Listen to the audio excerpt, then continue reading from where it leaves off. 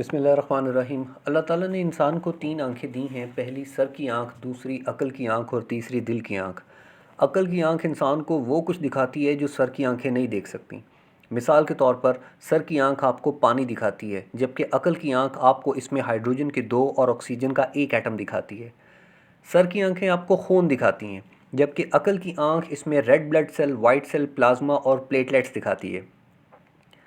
عقل کی آنکھ آپ کو وہ کچھ دکھاتی ہے جو سر کی آنکھیں نہیں دیکھ سکتیں۔ یہ آپ کو آنے والے وقتوں کا حال بھی دکھاتی ہے کہ کیا ہونے والا ہے، لیکن صرف ان لوگوں کو جن کو فکر ہے۔ جس طرح عقل کا مالک غصہ ہے، جب غصہ آتا ہے تو عقل چلی جاتی ہے، اسی طرح عقل کی چابی فکر ہے۔ جس بندے کو فکر ہے اس کی عقل کی آنکھیں کھل جاتی ہیں اور مسائل سے نکلنے کا کوئی نہ کوئی راستہ اسے نظر آ جاتا ہے، اور جس کو فکر ہی کوئی نہیں اس کی عقل پہ تالے پڑے رہتے ہیں۔ اب بات کو سمجھے ذرا کہ ہر دور کو اپنے آپ کو قائم رکھنے کے لیے کسی بڑے دماغ کی ضرورت ہوتی ہے۔ اگر اسے وہ دماغ نہ ملے تو وہ دور اپنے آپ کو قائم نہیں رکھ سکتا، اور وہ دور، وہ زمانہ، وہ بڑا دماغ آپ ہیں، آپ خود، کیونکہ گھر کے سربراہ آپ ہیں۔ گھر کا نظام بھی آپ نے ہی سنبھالنا ہے اور سوسائٹی کو بھی بیلنس آپ نے ہی کرنا ہے۔ اب اس بات کو سمجھے ذرا کہ ہم پورا مہینہ دوڑ دھوپ کر کے چند پیسے کماتے ہیں اور پھر واپس کچھ لوگوں میں جا کر بانٹ آتے ہیں۔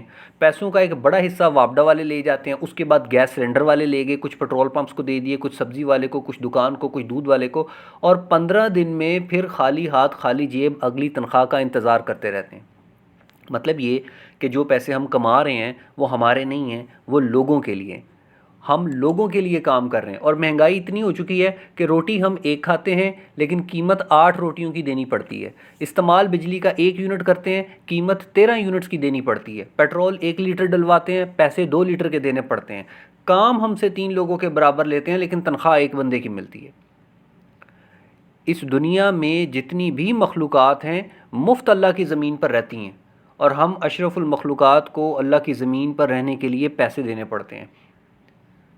پوری دنیا میں کوئی بھی ایسی مخلوق نہیں ہے جو کھانا کھانے کے لیے پیسے کماتی ہو لیکن وہ رات کو پیٹ بھر کے سوتے ہیں، اور ہم انسانوں کو 3 وقت کی روٹی پوری کرنے کے لیے پیسے پورے کرنا مشکل ہو گیا ہے۔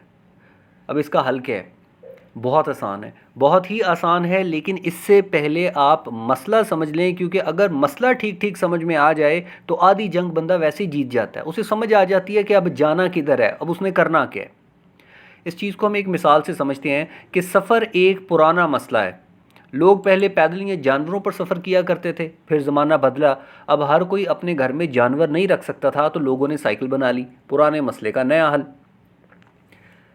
پھر زمانہ بدلا، سفر لمبے ہونا شروع ہوئے تو لوگوں نے سفر کے لیے موٹر سائیکل، کار اور ٹرین اور بحری جہاز بنا لیے، پرانے مسئلے کا نیا حل۔ پھر زمانہ بدلا اور سفر کے لیے بلٹ ٹرین اور ہوائی جہاز بنا لیے، پرانے مسئلے کا نیا حل، سفر اور آسان ہو گیا۔ تو ہر زمانے میں مسائل ایک سے رہتے ہیں، لیکن ہر زمانے میں ان پرانے مسائل کو نئے حل کی تلاش ہوتی ہے۔ اگر ایسا نہ ہو تو زمانہ اپنے آپ کو قائم نہیں رکھ پاتا۔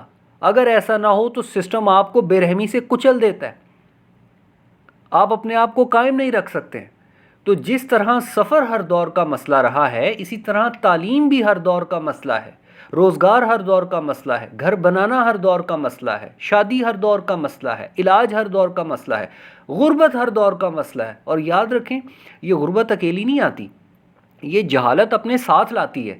یعنی غربت سے جہالت پیدا ہوتی ہے اور جہالت سے غربت پیدا ہوتی ہے، یہ ایک سائیکل ہے جو وجود میں آ جاتا ہے۔ لہٰذا ہر دور کے بنیادی مسائل ایک سے ہیں کہ روزگار ہو تو گھر بنائیں تاکہ نکاح ہو اور آگے فیملی کی صحت، تعلیم اور تحفظ ہو سکے۔ کیونکہ انہی مسائل کے لیے جو حل 50 سال پہلے ہمارے والدین کو دیا جاتا تھا کہ پہلے 20 سال کی پڑھائی مکمل کرو، پھر تمہیں نوکری ملے گی، پھر تم گھر بناؤ، پھر تمہارا نکاح ہو جائے گا، ان کی تو چلو ایسے ہو گئی، لیکن ہماری نہیں ہو رہی اس طرح سے۔ 14 جماعتیں پاس کر لیں لیکن جاب نہیں مل رہی۔ 2010 میں پاکستان میں شادی کی اوسط عمر 25 سال تھی، اور اب 15 سال بعد 2025 میں نکاح 28 سے 35 سال کے درمیان ہو رہے ہیں۔ اتنا مشکل ہے یہ۔ جتنی ضرورت ایک اچھے لڑکے کو ایک اچھی لڑکی کی ہوتی ہے، اتنی ہی زیادہ ضرورت ایک اچھی لڑکی کو ایک اچھے لڑکے کی بھی ہوتی ہے۔ لہٰذا شادی غریب آدمی کا مسئلہ نہیں ہے، اور نہ پڑھائی امیر آدمی کا مسئلہ ہے۔ ہمارے تو مڈل کلاس گئے ہیں، اسی لیے ہمیں ان تمام پرانے مسائل کے نئے حل کی تلاش کی ضرورت ہے، ورنہ ہم اپنے آپ کو قائم نہیں رکھ پائیں گے، ہم کچلے جائیں گے سسٹم کی اس چکی میں جو بہت آہستہ چل رہی ہے لیکن بہت باریک پیس رہی ہے۔ لہٰذا ان تمام پرانے مسائل کا نیا حل یہ ہے کہ ہمیں آج کے دور میں اپنی 5 طاقتیں پوری کرنی ہیں۔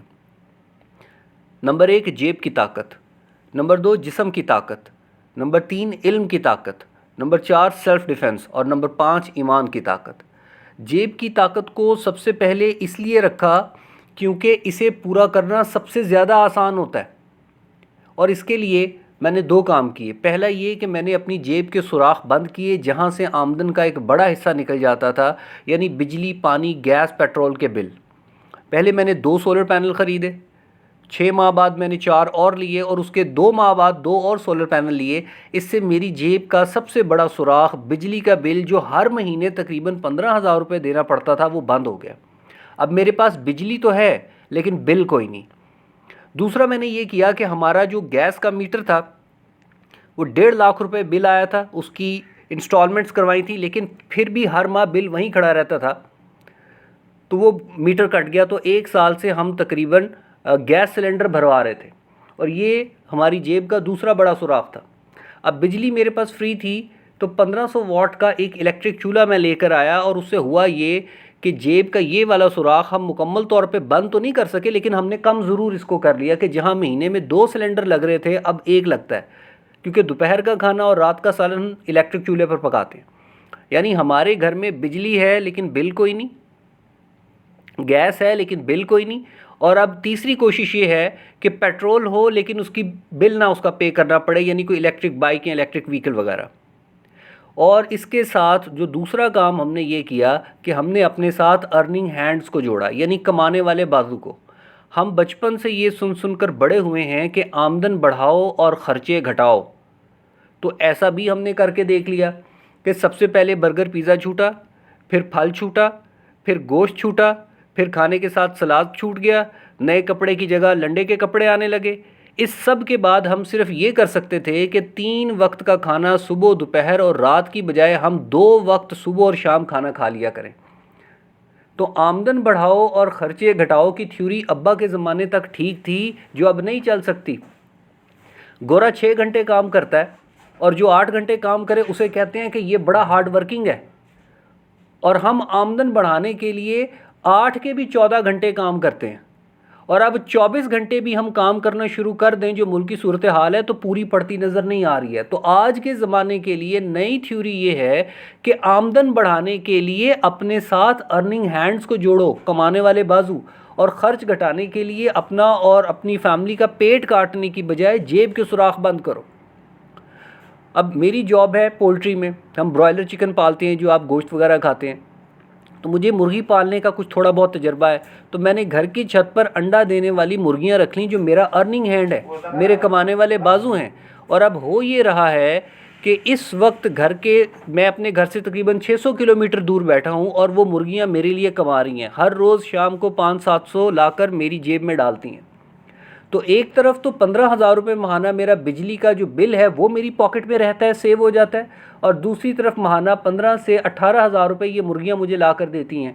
اور اب یہی پیسے جو میرے بچ رہے ہیں ماہانہ، میں اپنے لیول 2 کے لیے، جسے ہم جسم کی طاقت کہتے ہیں، اس پر لگاؤں گا، کیونکہ پاکستان میں ہم لوگوں کی ترجیحات میں صحت شامل ہی نہیں ہے۔ لوگ یا تو مینٹلی ڈسٹرب ہیں، یا میڈیکلی فٹ نہیں ہیں، یا فزیکلی فٹ نہیں ہیں۔ ورزش کا، جم جانے کا، ایکسرسائز کا رجحان ہی نہیں ہے لوگوں میں۔ اور یاد رکھیں کہ کمزور جسم میں کبھی صحت مند دماغ ہو ہی نہیں سکتا۔ تو بہرحال ابھی تک میں لیول 1 پر ہی ہوں، اور تھوڑا تھوڑا زندگی محسوس ہونے لگی ہے مجھے۔ باقی یہ کہ جسم کی طاقت، علم کی طاقت، سیلف ڈیفنس، اور یہ نمبر 5 ایمان کی طاقت، جیسے جیسے آگے بڑھتے جائیں گے ویسے ویسے انشاءاللہ میں ویڈیوز اس پر ڈالتا رہوں گا۔ تو ابھی تک جو ہم نے بات کی ہے وہ یہ ہے کہ اگر سب لوگ ایک ہی طرح پریشان ہیں تو اس کا مطلب ہے کہ سب لوگ ایک جیسی غلطی کر رہے ہیں، اور وہ کیا ہے کہ سسٹم کے گرد گول گول گھوم رہے ہیں۔ نکلیں اس سے، اپنی جیب کے سوراخ بند رکھیں، اور اتنا یاد رکھیں کہ غلاموں کا کوئی مستقبل نہیں ہوتا. اپنے دادا سے پوچھ لیں, اپنے ابا کو دیکھ لیں, نسل در نسل غلامی, صبح سے شام تک کولو کے بیل کی طرح بجلی, پانی, گیس اور کچن کو چلانے کے لیے اسی سسٹم کا طواف کرتے وہ بوڑھے ہو رہے ہیں. ان کی آنکھوں میں چمک ختم ہو چکی ہے, ان کے چہرے پر تھکاوٹ آپ کو صاف نظر آئے گی. اگر آپ کے بھی کچھ خواب ہیں تو سب سے پہلے آپ اس سسٹم سے نکلیں. یہ سسٹم جس چھڑی سے آپ کو مار رہا ہے وہ چھڑی اس سسٹم کے ہاتھ سے چھین لیں. اور وہ چھڑی کیا ہے جس سے ہمیں مار پڑتی ہے؟ وہ ہے بجلی, پانی, گیس کے بل. ہم لوگ اس دنیا میں کوئی ذلیل ہونے نہیں آئے ہیں. اور یہ بات بھی چھوڑ دیں کہ میں بڑا ہو کر یہ بنوں گا, ابا تک یہ چیز کام کرتی تھی. آج کے دور میں ہمارے لیے یہ ہے کہ آپ نے جو بھی بننا ہے ابھی سے بننا شروع کریں. لیکن ہر شے کا آغاز ایک سوچ سے ہوگا کہ سسٹم کے سرکل سے نکلنا ہے. میں ہوں ایمان, آپ دیکھ رہے ہیں میرا یوٹیوب چینل سرکل آف ایمان, جس کی بنیاد ہی یہی ہے کہ ہر انسان کو خوش رہنے کا حق حاصل ہے, اتنا خوش جتنا خوش وہ رہ سکتا ہے. ورنہ جیسا میں نے کہا کہ غلاموں کا کوئی مستقبل نہیں ہوتا. باقی پلان یہی تھا انشاءاللہ کہ لائف سٹائل ولاگز بناؤں گا آگے چل کر, اور میں آپ کو دکھاؤں گا انشاءاللہ کہ ابھی جو ہم 2 وقت کی روٹی کے لیے تنگ ہیں, صرف جیب کی طاقت پوری کرنے سے اور پھر جسم کی طاقت اور علم کی طاقت اور ایمان کی طاقت سے زندگی کیا سے کیا ہو سکتی ہے, یہ میں انشاءاللہ آپ کو دکھاؤں گا.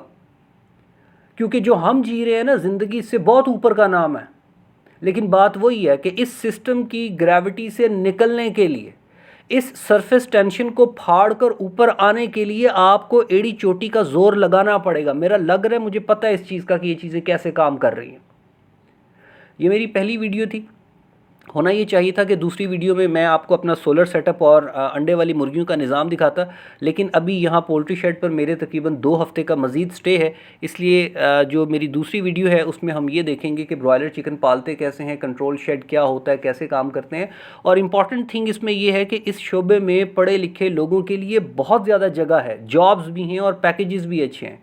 یعنی ایک میٹرک پاس سپروائزر کو 70,000 سیلری دی جاتی ہے, تو پڑھے لکھے بندے کی یہاں قدر بھی ہے, ضرورت بھی ہے اور پیکج بھی اچھے ملتے ہیں. تو اگلی ویڈیو میں انشاءاللہ ان چیزوں کو ڈسکس کریں گے. اللہ حافظ.